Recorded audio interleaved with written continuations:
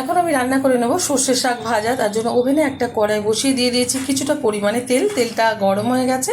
এখন আমি কটা বড়ি দিয়ে এটা ভেজে নেব। সুন্দরভাবে ভেজে বড়িগুলো তুলে নেব একটা পাত্রে। বড়িগুলো ভেজে তুলে নেওয়ার পর এখন এই তেলেই দিয়ে দেবো কিছুটা রাঁধুনি ফোড়ন। ভীষণ সুন্দর একটা ফ্লেভার আসবে। দিয়ে দিচ্ছি কিছুটা সাদা তিল। এবার একটু নেড়ে চেড়ে নেব। কিছুক্ষণ নেড়ে চেড়ে নেওয়ার পর দিয়ে দেবো কুড়িয়ে রাখা কিছুটা নারকেল আর কয়েকটা চিড়ে রাখা কাঁচা লঙ্কা। ঝালটা যার যার পছন্দ অনুযায়ী ব্যবহার করবেন। এবার খুব ভালোভাবে একটু নেড়ে চেড়ে নেব। দিয়ে দিচ্ছি হাফ চামচেরও কম হলুদ গুঁড়ো। দিয়ে দিচ্ছি পরিমাণ মতো লবণ। দিয়ে দেবো স্বাদ মতো চিনি। এবার খুব ভালোভাবে নেড়ে চেড়ে নিচ্ছি।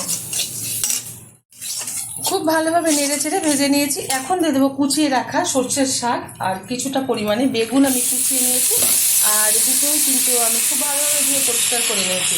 খুব ভালোভাবে উপকরণগুলো একসাথে মিশিয়ে নেবো। আমার এই রেসিপি যদি আপনাদের ভালো লেগে থাকে আপনারা অবশ্যই আমাকে সাবস্ক্রাইব করবেন, লাইক করবেন, শেয়ার করবেন। আর এরকমভাবে একবার সর্ষের শাক রান্না করে খেয়ে দেবেন। আশা করি ভীষণ ভালো লাগবে।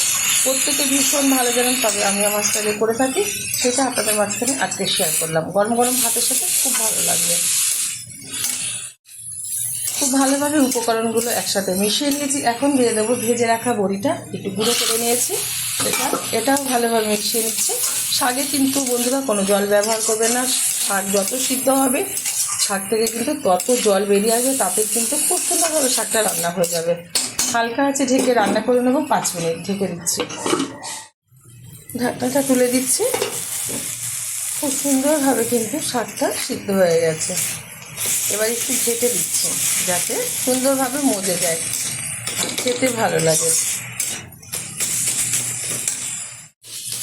শাকটা খুব ভালোভাবে খুন্তির মাধ্যমে ঘেটে দিয়েছি। এই যে আঠা আঠা টাইপের হয়েছে। এখন আমি নামিয়ে গরম গরম ভাতের সাথে সার্ভ করবো। আপনারা অবশ্যই ট্রাই করবেন।